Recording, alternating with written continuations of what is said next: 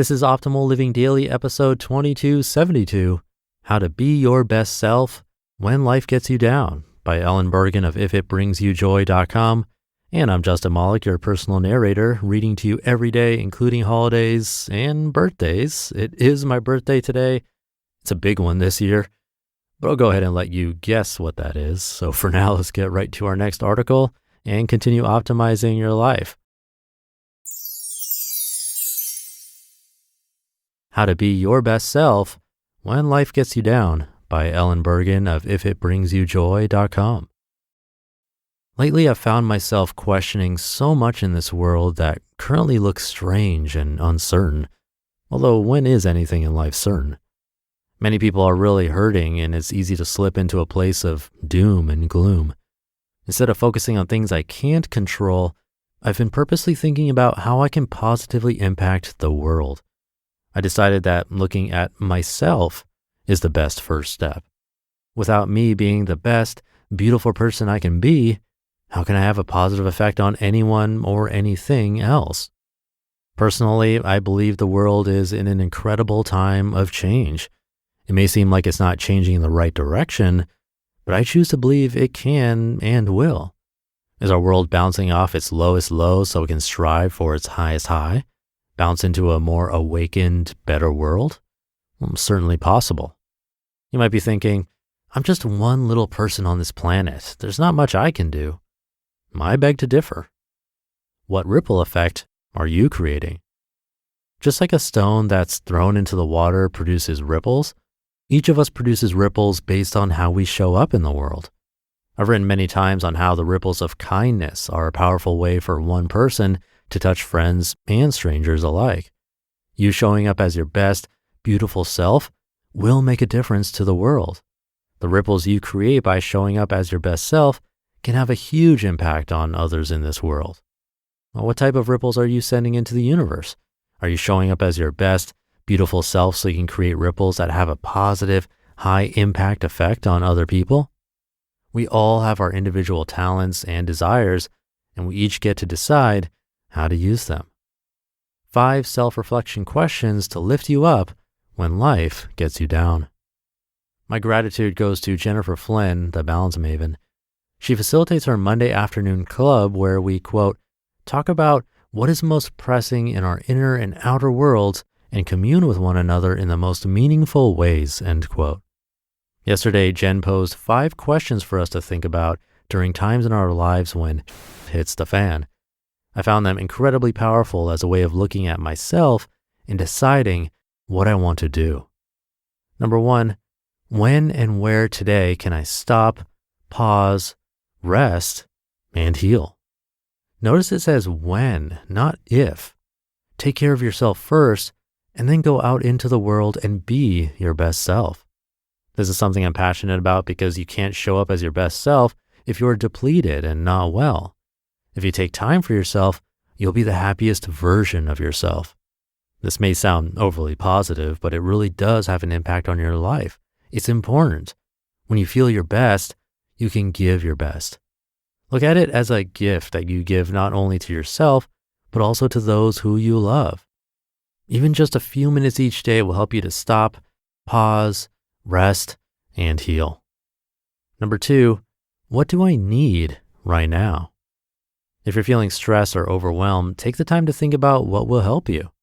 Are you trying to control something over which you have no control? Are you feeling overwhelmed about a big project?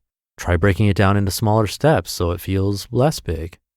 Jen talked about how sometimes we condition ourselves to think that food and drink is a reward rather than a necessity. If you're hungry, then eat. If you're thirsty, drink. Tired, take a nap. This question might take some time and practice to embrace. It sounds simple, yet I know for me, I sometimes ignore my basic needs. Sometimes I don't feel like getting up to fill my water bottle. Other times I'm too tired to make a decision, and I just carry on rather than taking a nap. Number 3, is there anything I'm avoiding or I need to deal with? Take care of it. This question is great for shedding some light on something in the back of your mind, or maybe something that you're unconsciously avoiding. If it's unconscious, you likely need support by a life coach or a therapist to shed light on it. If you're able to put your finger on it, great. What can you do to resolve it so you can move on and get back to being present in your life? Number 4, with whom can I take some time to really connect with today? This question really jumped out at me. Family is my top core value, and at the end of the day, all the people I care about are my family. How do you feel when someone randomly calls or messages you? It makes me feel loved and like my existence matters. My life has touched others, and they are thinking about me. What a gift. Although I do have a fairly good habit of connecting with people, this is something I really want to improve upon. There's nothing more important than the people in my life, and having a tighter connection is a sure path to more joy. Do you have a daily or even weekly habit to reach out and connect with someone in your circle of friends? Number 5, how can I slow down and let go even more? Again, notice the wording. The choice is how to do it, not if you do it. In Jen's words, doing it is non-negotiable. Do you need to let go of the little things? No matter what has happened in the past, you have the power to change your experience from this point forward. Spend some time listening to your thoughts to become aware of what seeds are being planted. Make sure they're seeds that someday you'd like to harvest. Let go of the little things so you can cultivate a mindset that will grow inner joy. The world has a place for each of us. The purpose of those powerful questions is for self-reflection, deciding how you want to show up, and then acting on that commitment. The world needs you. The world needs you to be the best you can be. The world needs you to stop, reflect, and purposely decide how to bring your best self to everything you do. If you need a day or 2 or 3 to stop and do nothing, then do nothing. Do whatever you need to do to rejuvenate yourself. Inspired action is likely to follow. You have the freedom to make every decision about your life. Do you like how you're showing up in this world? Are you making sure your life is blossoming? No matter where you are in your life, let it be a time of expansion that reflects growth in your life. As you change your life, the lives of others around you will be impacted by the ripples of your change. You just listened to the post titled, How to Be Your Best Self When Life Gets You Down by Ellen Burgan of ifitbringsyoujoy.com. So winter is hibernation time, and I'm definitely staying in more than usual, but that doesn't mean I'm not busy or that I want to be in the kitchen for hours at a time. Luckily, I don't have to meal plan or prep, and I can still eat well now that I leave my meals to Factor. Factor saves me time by delivering chef-crafted meals to my doorstep, eliminating the hassle of grocery shopping and meal prep, not to mention cleanup, no dishes to wash here. Each Factor meal arrives pre-prepared and ready to eat in 2 minutes. That's even faster than ordering in. And with more than 29 meal options each week, I'm never bored. I've been using Factor for a few weeks, and I love how simple meals are now for me. Factor makes it easy for me to eat clean 24/7 with fresh, never frozen, prepared meals that are so delicious, you wouldn't believe they're actually good for you. So head to go.factor75.com/old120 and use code old120 to get $120 off. That's code OLD120 at go.factor75.com/OLD120 for $120 off. And thank you to Ellen. I'm happy to be sharing this one on my birthday, especially when she was talking about how a little ripple of kindness that you share today can create a massive ripple effect that ends up touching so many people. And what's crazy is that usually we don't even know it. I think that's a bit of the issue here. We like to see how we're affecting people. So if we don't see it, we're not as motivated to keep doing it. Just thinking about this podcast, you might have been listening to this show passively for years and never emailed or messaged me in any way. And that's actually probably 95% of the listeners. And that's totally fine.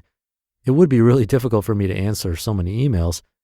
But at first, when this show began, it wasn't really fine to me because I was seeing the numbers like, wow, 10,000 people listened to that episode. That's so cool. But I get maybe a couple of emails at best. Most emails I get are pitches from people about advertising, collaborations, or business tools, wanting to be interviewed on the podcast, even though we don't do interviews here. and the like. But just hey, I've listened to a bunch of episodes.